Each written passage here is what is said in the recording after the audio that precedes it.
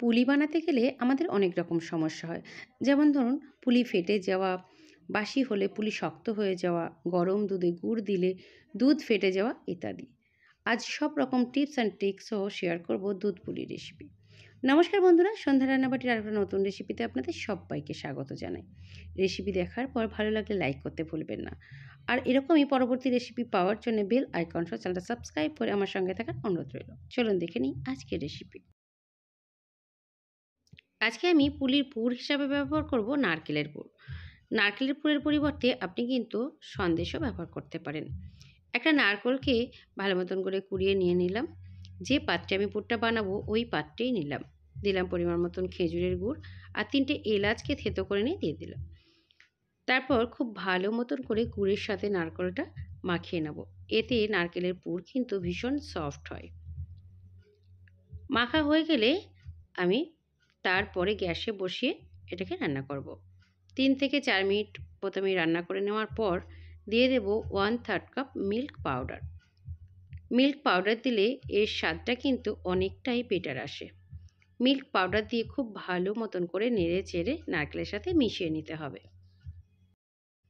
Milk powder ভালো মতন করে মিশিয়ে নেওয়ার পর বেশ কিছুক্ষণ এটাকে নাড়াচাড়া করে রান্না করে নিতে হবে, যাতে কোনো রকম রস না থাকে, তাহলে পুলি কিন্তু ফেটে যেতে পারে। নারকেলের পুরটা আমার রেডি হয়ে গেছে, আমি ঠান্ডা করতে দিয়ে দিলাম। এবারে চালের গুঁড়িটাকে রেডি করে নেব। আমি এখানে মেজারমেন্ট কাপের 1 কাপ চালের গুঁড়ি ব্যবহার করব। আর চালের গুঁড়িটা কয়েকদিন আগে করাই, এটা কিন্তু একেবারেই শুকনো হয়ে গেছে। সঙ্গে দিয়ে দিলাম সামান্য পরিমাণ লবণ, একটু মিশিয়ে নিলাম। গ্যাসে একটা কড়াই বসিয়ে দিয়ে দেব ওই একই মেজারমেন্ট কাপের 1 কাপ পরিমাণ জল। চালের গুঁড়ো যেহেতু একেবারে শুকনো, তাই জলের পরিমাণটা কিন্তু সেমই লাগবে। জলের মধ্যে দিয়ে দিলাম 1 টেবিল চামচ পরিমাণ চিনি আর 1 টেবিল চামচ পরিমাণ নারকেল বাটা। এতে যেমন পুলির স্বাদটা বাড়বে, তেমনি কিন্তু সফট হবে। নারকেলে একটা তেল থাকে, যার কারণে কিন্তু পুলি একেবারেই সফট হবে। জলটা ফোটা পর্যন্ত অপেক্ষা করব। জলটা যখন ঠিক এভাবে ফুটে উঠবে, তখন দিয়ে দেব যে চালের গুঁড়িটা আমি রাখলাম, সেই চালের গুঁড়িটা। তারপরে একটা প্যাচুলার সাহায্যে এভাবে একটু নেড়ে চেড়ে মিশিয়ে নেব।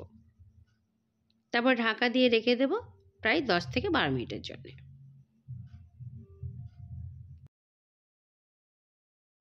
ফিরে এলাম 10 থেকে 12 মিনিট বাদে।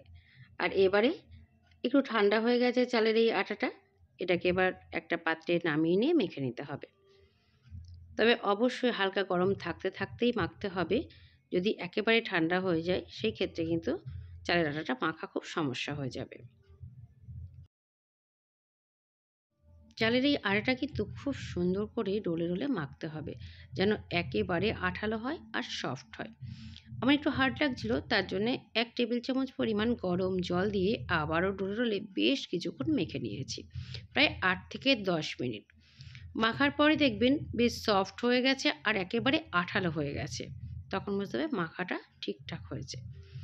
এবারে একটা ভিজে কাপড়ের টুকরো দিয়ে ঢাকা দিয়ে 10 মিনিটের জন্য রেস্টে রেখে দেব। কড়াইতে নিলাম পৌনে 1 কাপ গুড়, মানে 1 কাপের 4 ভাগের 3 ভাগ পরিমাণ, আর দিলাম সামান্য পরিমাণ জল। তারপরে গুড়টাকে খুব ভালো করে জলের সাথে মিশিয়ে তারপরে গ্যাসটা আমি ধরিয়ে নেব। গুড়টাকে একবার এভাবে ফুটিয়ে নেব, তাহলে আর দুধে গুড় দেওয়ার সময় দুধ ফাটবে না। এমনকি গত বছরের পুরনো ফ্রিজে থাকা গুড়ও যদি এইভাবেই ব্যবহার করেন, তাহলেও কিন্তু কোনো রকম পুলির অসুবিধা হবে না। গুড়টা দেখুন ফুটে উঠেছে, আমি গ্যাস অফ করে রেখে দেব। গ্যাসে একটা কড়াই বসিয়ে দিয়ে দিলাম 1 লিটার পরিমাণ গরুর দুধ। আর আপনি যদি প্যাকেট জাতীয় দুধ ব্যবহার করেন, অবশ্যই ফুল ফ্যাট ক্রিমযুক্ত দুধ ব্যবহার করবেন, এতে পুলির স্বাদ অনেক বেটার আসে। দুধটা হালকা গরম হয়ে গেলে 1/3 কাপ দিয়ে দিলাম মিল্ক পাউডার, দিয়ে খুব ভালো মতন করে নেড়েচেড়ে দুধের সাথে মিশিয়ে দেব। দুধটা ভালো মতন করে একবার ফুটে উঠলেই গ্যাস কমিয়ে দিতে হবে, কারণ দুধটা যদি কোনোভাবে ঘন হয়ে যায়, ঘন দুধে পুলি দিলেও পুলি কিন্তু শক্ত হয়ে যাবে।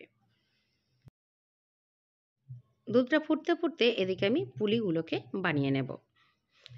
প্রথমে আমি আটাটাকে নিয়ে আবারও একটু হাতের সাহায্যে ভালো মতন করে মেখে নেব। তারপরে চাপা দিয়ে রেখেই পাশ থেকে অল্প অল্প করে নিয়ে পুলিগুলোকে বানাতে হবে। এদিকে নারকেলের পুরটাও কিন্তু আমার ঠান্ডা হয়ে গেছে, সেটাও নিয়ে নিলাম। আর সামান্য পরিমাণ চালের শুকনো গুঁড়ো নিলাম। যদি হাতের মধ্যে লেগে যায় তবে এটা ব্যবহার করব। আর যদি ব্যবহার না করতে হয় তাহলে কিন্তু করব না। অল্প পরিমাণ আটা নিয়ে হাতের সাহায্যে একটা বাটির আকার করে নিলাম। তারপরে মাঝখানে পরিমাণ মতন পুর দিয়ে মুখটা ভালো মতন করে জুড়ে দিতে হবে, যাতে কোনোভাবে ফেটে না যায়। দেখুন দেখতে দেখতে আমার একটা পুলি হয়ে গেল। আরও একটা পুলি আমি দেখিয়ে দিচ্ছি। হাতের সাহায্যে খুব ভালো করে এভাবে নিয়ে আঙুলের মাধ্যমে এরকম একটা গোল বাটির মতন করে নিতে হবে। তারপরে পরিমাণ মতন পুরটা দেব। পুরের পরিমাণ যদি খুব বেশি হয়ে যায় তাহলেও কিন্তু ফেটে যায়। তাই পরিমাণটা বুঝেই কিন্তু পুরটাকে ব্যবহার করতে হবে। তারপরে ২ আঙুলের সাহায্যে ঠিক এভাবে মুখটাকে জুড়ে দিতে হবে। তারপরে হাতের তালুর সাহায্যে ঠিক এভাবে গোল করে নেব। দেখুন রেডি হয়ে গেল আমার পুলিগুলো। আমি একইভাবে সব পুলিগুলোকে রেডি করে নিলাম। আর এদিকে দুধটাও কিন্তু আমার ফুটে গেছে। আর আমি পুলিগুলো এবারে একটা একটা করে দুধের মধ্যে দিয়ে দেব। তবে পুলিগুলো দেওয়ার সময় দুধের গ্যাসটা কিন্তু একেবারে সিমে রেখে দিতে হবে। একবারে না দিয়ে একটা একটা করে দিলে তাহলে টেম্পারেচারটা ঠিক থাকে, দুধটা কিন্তু ফেটে যাওয়ার কোনো চান্স থাকে না।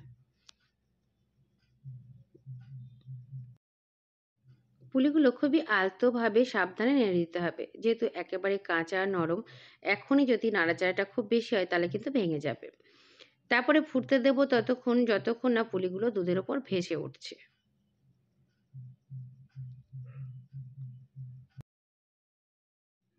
প্রায় ৫ থেকে ৬ মিনিট ফোটানোর পরে দেখবেন পুলিগুলো দুধের ওপরে এভাবে ভেসে ওঠে। তখন বুঝতে হবে পুলিগুলো পুরোপুরি সিদ্ধ হয়ে গেছে। আর এরই কারণে পুলি কিন্তু একেবারে সফট হবে।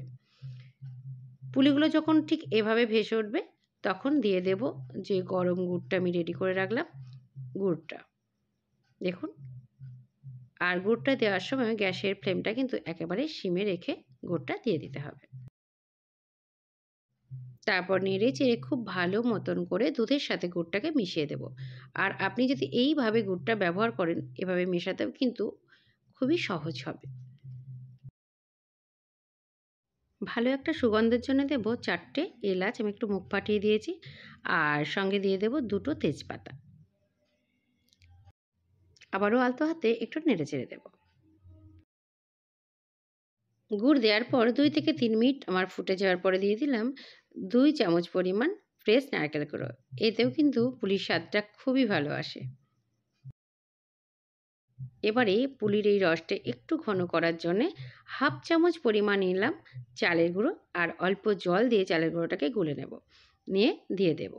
দিয়ে আরও ১ মিনিট খুব ভালো মতন করে এটাকে ফুটিয়ে নিতে হবে, যাতে চালের গুঁড়োটা সিদ্ধ হয়ে যায় আর এর ঘনত্বটা বেড়ে যায়। তারপরে গ্যাস অফ করে পুরোপুরি এটাকে ঠান্ডা হতে দেব। ফিরে এলাম পুরোপুরি ঠান্ডা করে নিই। আর এবার পরিবেশনের পালা। আর দেখুন দেখতে কত সুন্দর হয়েছে। আর টেস্ট তো বলার অপেক্ষাই রাখে না। চলুন এবার একটা কেটে দেখাই পুরিটা কতটা সফট হয়েছে। দেখুন কতটা সফট হয়েছে। রেসিপিটা কেমন লাগলো অবশ্যই কমেন্ট করে জানাবেন। ভালো লাগলে লাইক করতে ভুলবেন না। ভালো থাকবেন, সুস্থ থাকবেন। আবার কথা হবে অন্য কোনো দিন অন্য কোনো নতুন রেসিপি নিয়ে। ভিডিওর শেষ পর্যন্ত আমার সঙ্গে থাকার জন্য আপনাকে অসংখ্য ধন্যবাদ।